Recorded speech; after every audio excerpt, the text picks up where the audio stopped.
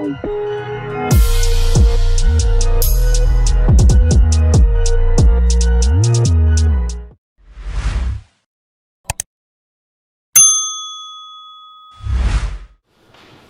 Talk UK, Pro B's somewhere in Essex, and I'm delighted to be joined, reunited shall I say, with the man himself, Mr. Mark Tibbs. How are you? Lovely, Pro B's. Yourself? I'm doing well. You know, I took a dodgy left turn and I ended up at your gym. Imagine that. A dodgy left turn. How's life treating you overall? Yeah, good, mate. It's, I can't complain. Weather's nice, and had some fun time with my son at the weekend, so enjoyed the bank holiday. But now we're back to work. Hey, you're looking fresh. I was like, when I came, I was like, who's that 31-year-old? I feel 131 at the minute. Hey, you know what? Speaking of young men, you know, I ran into Johnny Fisher. What a unit! Yeah. 22 years of age. Sorry. Yeah. What a unit, mate. No, he's a good athlete. He's so agile for a big man, and he's strong, very strong. And yeah, I'm looking forward. I'm enjoying doing work with him. Yeah, it's coming along well. Yeah. 2-0 as a pro. He's looked good so far. A lot of people talking about the Romford Bull. Yeah. How far in the game do you think you can go? Well, do you know what? We've got to get a couple more fights and get the domestic scene under control. Then ask me that again. There is a bit of talk, you know, out there that potentially an opponent for him might be Christopher Lovejoy. You remember him? I've heard of him, to tell the truth, and I looked at him recently because there's talk about it. But there's not much online with him, believe it or not. Cause with all the fights he's had, I ain't found nothing on there with him. But I'm really not. I can't see that happening myself because of the fights he's been in and the money's meant to have earned. So I can't see John fighting him in a 4-rounder, to tell the truth. But I'm not the promoter. I'm not his manager. So we'll wait and see. But listen. What I've heard of Lovejoy, I've got some American friends. I mean, I phoned them recently, and they clued me up on him. And if it was to happen, then we'd get our nut down and prepare for him, for sure. Definitely. You know, it's difficult because, you know, when you've got a young prospect, you don't want to kind of put them in with experienced men too quickly. Of course not. All right, so obviously, look, the storm's cleared, shall I say, and you're back in Essex. Yeah. Reflection of your time in America, camp with Billy Joe, etc. How was it? Yeah, very good. We had a very, very good camp.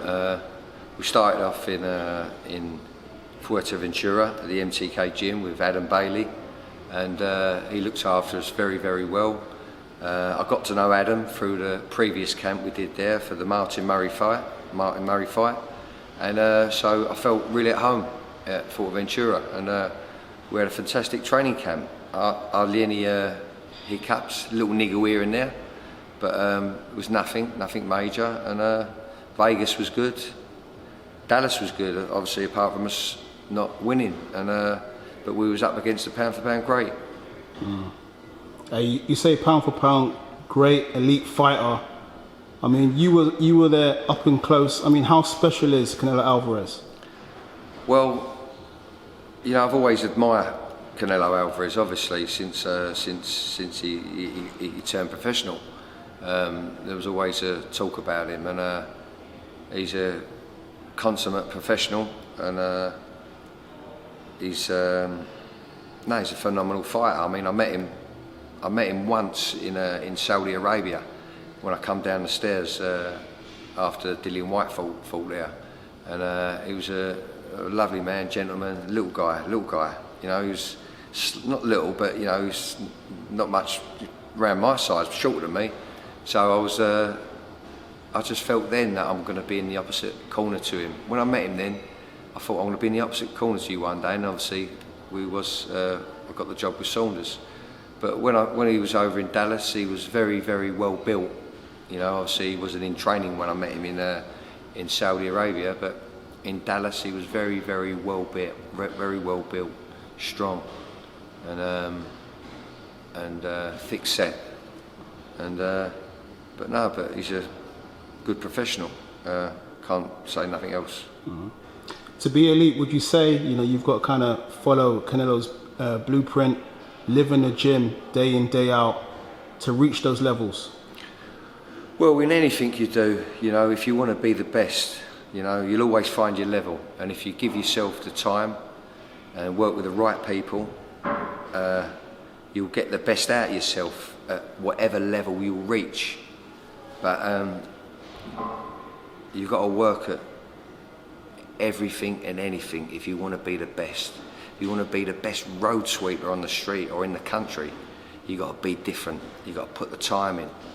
And yeah, so, and if you're the same again with a fighter, a runner, a sprinter, a swimmer, you've got to put the time in and get around the right people and trust in the system that you've enrolled in. You get what I'm saying? So yeah, but Canelo Alvarez has been around. His trainer, remind me of his trainer's name? Eddie Reynoso. Eddie Reynoso, excuse me. He's been around him for years, I think, from the off. And you know, they work well. They work well together. He's a great trainer, good trainer. You kind of been in and around Billy Joe for a while as well. Obviously, look, he's had different trainers, but eventually he's come back round, you know, to the Tibbs, and it's a beautiful relationship that you guys have known each other for so long. I mean, we were mentioning off camera, you know, the old TKO gym, Canning Town. Yeah.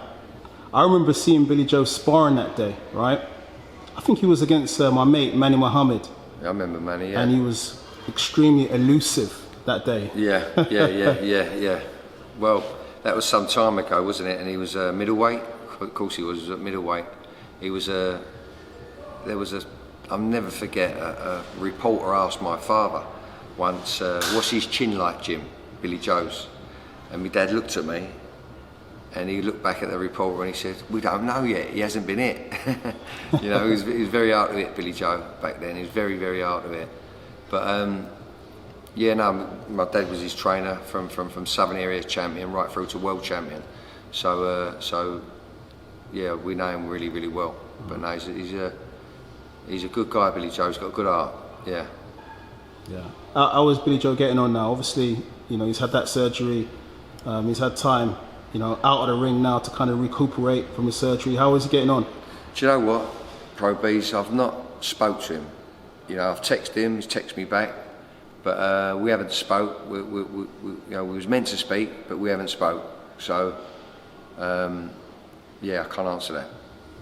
Wow, okay. When are you kind of expecting him to come back in the ring? Pro B's, you'd have to ask him that. Yeah, you'd have to ask him that. Okay, all right.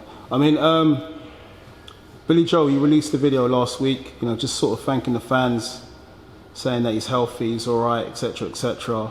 And at that point, we had some people on the line who kind of chimed in, you know, doubting whether he had the surgery or not. I mean, what was your kind of initial reaction to all that talk? Pro B's, I've heard about these videos, and I'll give you my word, I've not watched or seen the videos you're talking about. I've heard other people say other stuff about this Ben Davison, but I've not seen them myself. And you know, it's been a tough, long 4 months. 3 months, 3.5 months, whatever it was. And I've relished a bit of time with my family, and I've got to get back to the gym and get it going. And I've been busy with some young fighters that have got dates soon, and I want to make them into world champions like Billy Joe. So I'm concentrating on the gym and the fighters in hand at the moment. Yeah. So you released a video on Twitter, kind of clarifying your position and what happened that night at the fight with Billy Joe and Canelo. Ben Davison responded saying it was unprofessional at the time. And what was kind of going through your mind at that time? Well, I've not seen that video, what you're talking about, but I've heard that word unprofessional. And unprofessional is when you blow down fighters' ear holes when they've just had their cheekbone broke. Yeah, and they're not the head trainer, when the head trainer's getting on with things, trying to get on with his job. So that's what you call unprofessional. But listen, I'm not going to get into a he said, she said. I don't know the man, and I leave it there. Draw the line under it. Done. Okay, just to kind of conclude, have you had any sort of like communication since that night, or that no communication? With who? Ben Davison. No, we had a brief chat. We had a brief chat when Billy went into the ambulance. When he went into the ambulance, we had a brief chat. He was hanging around and had a brief chat then. So yeah, I ain't spoke to him since, and I don't want to get this clear. I met Ben Davison years ago at the TKO gym in Canning Town. The gym he was talking about, yeah. Yeah, Gym, yeah, that's it, exactly. And I trained him a few times. Billy must have sent him down to me, and he wanted to turn professional. I was training young prospects at the time. I had some young prospects at the time that was fighting on a regular basis, and you know, and he was here a couple of sessions with him and didn't see him after that. But and then the next time I think he come on the scene was when my dad was working with Billy Joe for a fight that happened up in Scotland, and then my dad parted ways, and Ben come on the scene then. So that is don't know him. He seemed a nice fella years ago. I can't knock him, and when I've seen him, it's been pleasant. So yeah, I can't say anything bad about him. Right, of course, you was when you was out in Dallas, you was around Tyson Fury also as well. It has been announced that obviously he's taking on Deontay Wilder for the third time. Is that a fight of interest to you, seeing his trilogy fight? Do you know what? We was all getting our appetite whetted, weren't we, with the AJ and the Fury. So I was a bit let down when I knew that the Wilder 3 was coming off, because personally, you know, I suppose, you know, it's better than nothing, but I didn't want to see that. You know, I didn't want to see Wilder. He's done him twice, Fury, innit? He's done him twice and done him once convincingly, and so I weren't really happy about seeing that again. I'd much rather see him fight AJ than see Joshua. But yeah, that's how I feel about that. What do you think? Oh look, for me, you know, I got a chance to, a fabulous opportunity to interview AJ just before the collapse, and I was pumped up myself. Yeah, I was pumped for the fight myself, and yeah. I suppose in boxing, it's never done until it's done. Of course, yeah. Well, we bumped into Eddie Hearn at the UFC gym, funny enough, in Vegas, and Billy had a meeting with him, and all of us, the team, was having a cup of coffee with him, and I heard them talking about it. So, you know, we thought it was done. You know, I did, from listening to things on the outside and watching Tyson Fury train was really good to watch him train, and we had a brief conversations here and there. Come to the house, funny enough, lovely guy, and a big man, and it was my only second time I met him, as it happens, Tyson Fury, and he's going to take some beating, you know. I don't think there's anyone out there to beat him, to tell the truth. He's big, he's natural, he knows how to box, and now he knows how to fight. He knows how to box on his back foot, and now he takes it to him on the front foot. So we was all surprised by that tactic, and you know, big up to him for pulling that out of the bag and putting a nail in the coffin on the second fight. So that's why I don't really want to see the third fight. Deontay Wilder, he wants revenge. He's talking about disfiguring Tyson Fury so that his own mother doesn't recognise who he is. Imagine that. Well, we'll see, won't we? We'll see. Interesting times, man. I mean, just on Dillian Whyte, obviously Dillian Whyte's waited a long time for a shot. Must be really frustrating. I mean, you know, AJ, potentially if he gets through Usyk, if that fight happens and Fury beats Wilder, then we'll probably see the undisputed fight.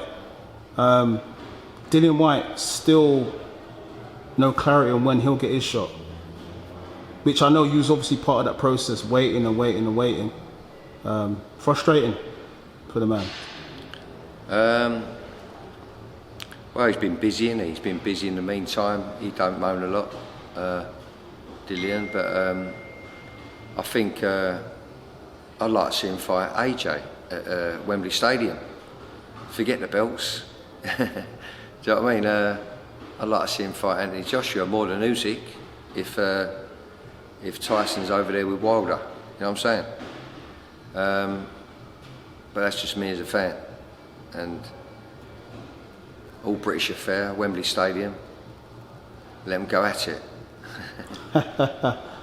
Yeah, definitely, 100%. Hey, Mark, well, look, it's been a pleasure, man. Now that I know where this gym is, Yeah, you're always welcome. we'll pop in, and it won't be a dodgy left turn this time. I'll know exactly where it is. And then, yeah, we'll catch up and do some bits. Thank you. All right. Top man, Pro Beast. Thank the man himself, Mr. Mark. Thank you. Tibbs. Sir. Good man. Pep Talk UK. Pro Bees. Subscribe. Well done. Thank you. you. Good man.